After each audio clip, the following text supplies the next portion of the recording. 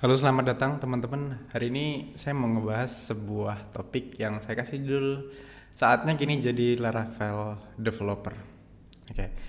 Jadi kemarin itu di salah satu video YouTube saya ada yang nge-komen gitu. Ternyata masih ada penggiat Laravel, walaupun ternyata lowongannya sudah punah gitu, udah mulai punah gitu. Nah, ini adalah kekhawatiran buat teman-teman yang lagi belajar Laravel, takut nggak bisa dapat pekerjaan gitu. Nah, di sini ada beberapa alasan ya yang kalau saya perhatikan jadi concern dari teman-teman yang menggunakan PHP gitu ya. Karena Laravel itu dibangun di atas PHP, maka setidaknya ya ada 4 masalah ini ya. Gitu ya. Saya tuh heran kenapa ada orang yang kepengen muntah ngeliat sintaknya PHP gitu. Kayak padahal nggak ada. Semua sintak bahasa pemrograman tuh nggak ada yang cantik gitu. Semuanya ya gitu. Itu dibuat untuk memudahkan kita seorang manusia untuk bisa memerintah komputer, untuk bisa melakukan apa yang kita inginkan, kan gitu. Jadi kalau masalah sintak mah nggak ada jawaban, berarti itu hanya masalah selera gitu. Jadi yang penting sintaknya itu nggak ngebuat kita nulis bug gitu kan. Dan ya kalau itu pun terjadi ada bug ya skill issue gitu kan. Masalah kamu kurang berpengalaman aja kan gitu. Selanjutnya tuh concurrency ya. Concurrency ini adalah memang concern saya dulu ketika saya memutuskan untuk menggunakan JavaScript ya. Waktu di kantor, waktu dulu kerja di US, itu pertamanya pakai PHP, lalu mulai pakai JavaScript. Yaitu karena concurrency. Jadi salah satu penyebab PHP itu tidak secepat JavaScript itu karena concurrency-nya. Concurrency itu adalah sebuah topik untuk video tersendiri yang intinya yang namanya aplikasi web itu butuh yang namanya concurrency agar bisa melayani request yang besar. Nah, sebenarnya kalau kita ngedeploy aplikasi kita menggunakan PHP FPM di server, sebenarnya PHP FPM itu sudah mengimplementasikan concurrency. Cuman masalahnya, concurrency yang dilakukan oleh PHP FVM itu nggak seoptimal yang ada di Golang, yang ada di Node.js, begitu.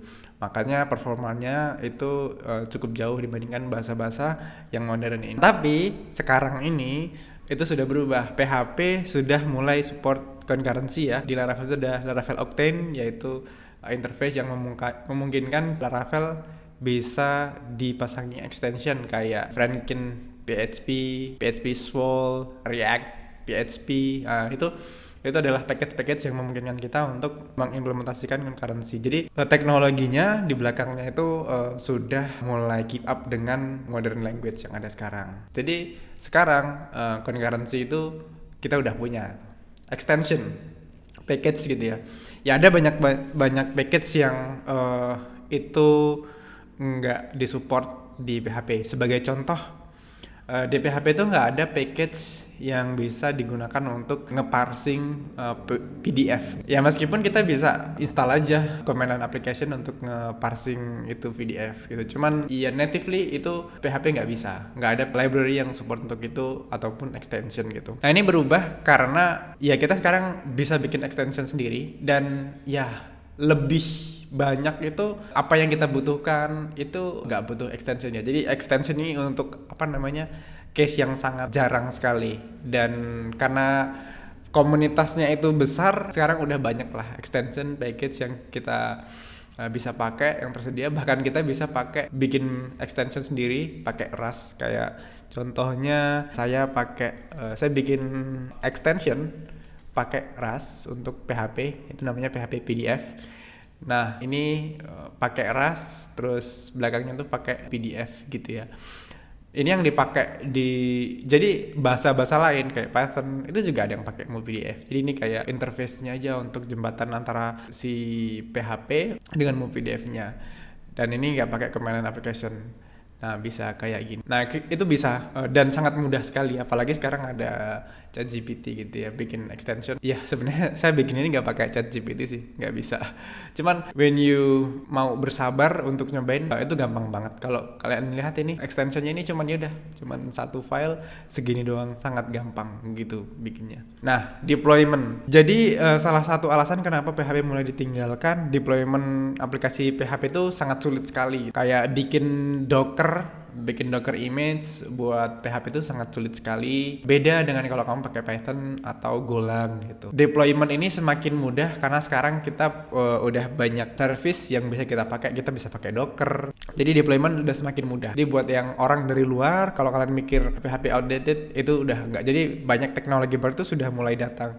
PHP sekarang udah ada type-nya, gitu. Ada types, ada enum, ada match gitu. Itu banyak banget sih. Jadi PHP outdated ini sudah nggak jadi masalah lagi seharusnya. Terus lowongan kerja sedikit. Nah, ini kayaknya alasan terbesar. Alasan terbesar kenapa orang-orang nggak mau belajar PHP karena lowongan kerjanya sedikit dan gajinya mungkin kecil gitu. Ya ini memang sangat disayangkan. Cuman kalau kita bicara masalah kerja, yaitu tergantung. Kayak sekarang saya bekerja di perusahaan luar negeri yang pakai PHP juga. Cari kerjanya di luar negeri. Kalau di Indonesia emang sedikit gitu. Tapi sebenarnya kalau kalian lihat sebenarnya kalau kalian ngerasa lowongan PHP itu lowongan Laravel itu sedikit, itu kalian kurang main sih gitu. Kalian kurang main ke komunitas. Kayak contohnya di Upwork deh. Di Upwork itu pencarian ya lowongan kerja yang PHP itu lebih banyak, yang Laravel lebih banyak dibandingkan bahasa lain, misalnya Golang. Cari kerjanya di luar negeri, kalau di dalam negeri kurang gitu. Jadi yang penting kalian bisa belajar bahasa Inggris gitu.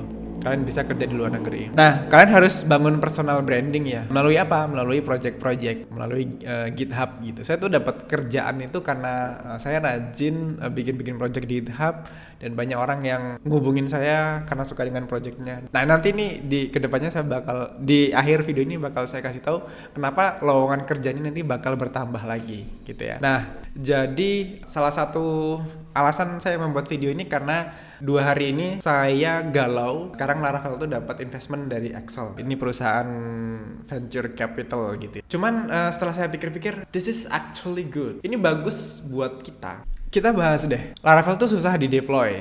Laravel Cloud bakal memecahkan masalah itu. Free tier gitu. Kayak saya tuh punya project-project kayak contohnya ini ya, Lazy Layer. Ini tuh aplikasi front end untuk pakai React untuk bikin thumbnail gitu ya, yang thumbnail dengan teks gitu doang. Ini sering banget saya pakai kalau untuk nulis blog gitu kan. Nah, itu saya deploy di Vercel free gitu. Jadi nanti Laravel Cloud bakal ada free tier-nya juga gitu. Bakal memudahkan kita bikin side project. Kamu punya side project, potensi kamu dapat kerjaan lebih tinggi. Nah, Vercel itu ya ada dua kubu ya. Ada yang suka dengan Vercel, ada yang tidak suka sekali dengan Vercel. Kalau saya sebenarnya berada di tengah-tengah. Berarti kubu ketiga gitu. Saya nggak suka Next.js, tapi saya suka Vercel, free tier-nya. Bahkan banyak project-project saya itu di deploy-nya di Vercel. Kayak contohnya apa ya? Blog ini Ahmad Rosid di Vercel, terus id.Ahmad Rosid ya. id.Ahmad Rosid juga di Vercel. Dengan investment nanti itu framework kita bakal terus dikembangkan karena frameworknya itu adalah jadi fondasi bisnis dari Laravel Cloud gitu. Jadi kita dapat framework improvement yang gratis, fitur-fitur baru bakal ditambahkan. Kita mau bikin apapun banyak package yang tersedia kayak gitu. Ekosistemnya bertambah. Bikin Docker lebih gampang. Terus nanti mau deploy pakai database apa lebih gampang kayak gitu. Better tooling. Nah, selama ini kebanyakan orang tuh PHP developer pasti pakai PHP Storm yang dari JetBrains yang bayarnya 1.500.000-an gitu ya. Dengan adanya Laravel Cloud itu bahkan di Laracon US beberapa hari yang lalu sudah di reveal bakal ada VS Code extension yang itu bakal ngebantu kamu nggak perlu beli PHP Storm, kamu bisa pakai VS Code, ada extension yang bikin kamu jadi produktif. Nah, ini yang menarik adalah potential for enterprise adoption. Nah, potential for enterprise adoption ini maknanya adalah ini tadi, lowongan kerja bakal bertambah. Karena apa? Karena perusahaan besar udah mulai menggunakan Laravel karena development-nya lebih mudah, teknologinya semakin modern, bisa scalable gitu ya. Jadi Laravel Cloud ini adalah salah satu alasan Laravel jadi menarik lagi, adopsinya bakal besar. Nah, sekarang saya mau cerita dulu. Jadi saya punya pengalaman dengan Vercel.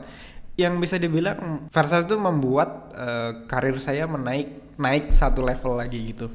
Dulu waktu sebelum saya tahu Vercel, saya kan kerja sebagai backend developer gitu di US itu. Dan itu saya ngoding JavaScript. Saya bisanya cuma backend doang, nggak bisa frontend sama sekali gitu. Mau belajar React JS itu saya nggak tertarik, kayak bayangan saya susah gitu. Nah cuman Vercel itu kan karena dia mau memarketingkan produknya yaitu Next.js, dia banyak bikin tutorial sehingga banyak konten kreator, youtuber yang ngebahas gimana cara bikin Next.js, aplikasi deploy dan segala macam. Waktu itu sempat saya ngelihat video cuma 15 menit di YouTube, wih menarik ternyata, Vercel asik. Terus saya belajar, terus bikinlah banyak project ternyata seru.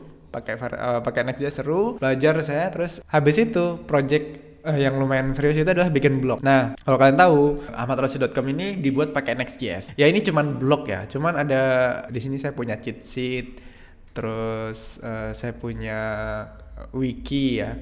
Ya ini simple, tapi blog ini tuh menariknya, ini udah hampir 4 tahun saya deploy di Vercel dan masih gratis sampai saat ini dan menghasilkan 100 juta. Ya ini kalau kamu baca ini gratis. Baca tutorial ini tuh gratis. Nah, tapi cara saya dapat uang dari sini tuh saya jadi penulis di tempat lain, dapat tawaran nulis. Karena saya sering nulis, dapat tawaran nulis, dapat tawaran kerjaan. Dari blog ini saya tuh mulai rajin nulis dan saya dapat banyak kerjaan, dapat endorse dan segala macam. Totalnya sekitar 100 juta lebih gitu. Jadi itulah yang ngebuat peluang baru yang kebuka akibat saya belajar Next.js gitu. Jadi skill front end saya meningkat, jadi sekarang saya jadi full stack gitu ya. Ngebuat saya jadi full stack developer.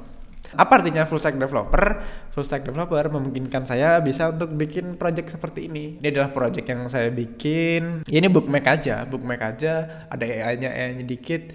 Dan project ini ya bisa dijual, sudah ada yang nawar juga. Nah ini bisa menghasilkan uang juga, dan juga saya jadikan tempat playground, tempat saya belajar, kan gitu. Ya tawaran kerjaan terus berdatangan. Dengan Laravel Cloud menjadi the next Vercel, nah peluang ini bakal kebuka. Apalagi banyak orang-orang Indonesia ya. Ini buat teman-teman yang mungkin sudah lama meninggalkan PHP, ayo balik lagi. Kalian bisa bermain-main dengan PHP lagi dan bonusnya bisa menghasilkan uang loh gitu. Kalau masalah uang kan, matanya hijau semuanya gitu. Selanjutnya saya ini bikin konten, tapi nggak serius. Maksudnya kayak nggak konsisten gitu, karena memang saya nggak full time jadi content creator, waktunya sangat terbatas, pekerjaan di kantor itu lumayan banyak, dan ketika mau bikin video tenaganya udah habis. Saat ini aja saya bikin video itu hari Minggu dan saya udah menyiapkan 3 hari yang lalu. Ini kan cuman monolog aja ya, tapi berat banget gitu. Cuman anyway, content creator itu juga mendapatkan opportunity ya. Community-nya growth. Ada konten baru yang bisa dibikin karena bakal banyak orang yang punya pertanyaan, saatnya kalian ngasih jawab-jawaban. Audience bakal bertambah. Saya tuh karena saya YouTuber gitu kan, saya juga ngamatin YouTuber di luar itu mulai banyak JavaScript developer yang masuk jadi content creator di PHP, dia jadi full stack gitu kan. Dan nah ini fakta menariknya, buat orang yang tadinya ngoding JavaScript, ngoding PHP itu bakal lebih mudah dibandingkan dari JavaScript ke Ruby on Rails, itu bakal sulit gitu kan. Jadi audiensnya bakal berpotensi meningkat. Simplified demo environment, jadi kalian sebagai content creator bisa bikin project demo, bisa di-upload ke Laravel Cloud, audiens kalian bisa nyobain gitu. Kayak salah satu contohnya, saya punya project ini PDF Pintar, banyak tuh yang nyobain, sudah ada 35 orang gitu ya. Jadi lebih interaktif, lebih seru content creator, jadi bikin konten di PHP lebih asik banget gitu. More comprehensive stack coverage. Nah ini bakal banyak stack lain yang bisa di coverage. Kayak misalnya buat teman-teman yang sekarang jadi content creator PHP, kayak contohnya saya. Sekarang kan saya ngebahas PHP. Ternyata Laravel itu bisa dipakai dengan Svelte, dengan React, dengan Vue.js. Jadi kita bisa ngebahas itu juga. Dengan begitu audiens kita juga bisa bertambah. Salah satu yang nanti itu sangat ngefek menurut saya sepertinya adalah untuk blogger-blogger. Karena banyak orang bakal mencari sesuatu ya. Karena banyak hal yang sangat sulit untuk ditemukan di ChatGPT. Kayak contohnya kalau kalian pakai Livewire ini salah satu framework yang ada di PHP dan ini masih baru kan. Cuman ini potensinya bakal diadopsi sama orang-orang yang baru yang bakal datang di Laravel. Ada banyak pertanyaan, masalah yang kalian bisa tulis blog untuk menjawab pertanyaan-pertanyaan itu. Dari situ nanti reach kalian makin besar, bisa dapat tawaran nulis, dapat tawaran kerja juga.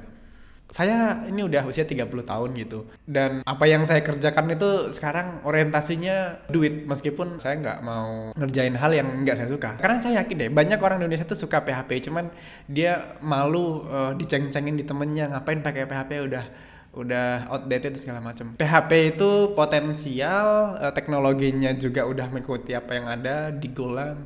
Karena saya tuh belajar C, assembly, Rust gitu. Jadi kayak masalah teknologi, sintak apa segala macam itu kayak bullshit lah. Semuanya tuh nggak ada yang sempurna, bahasa nggak ada yang sempurna. Dan sekarang yang penting mah cuan.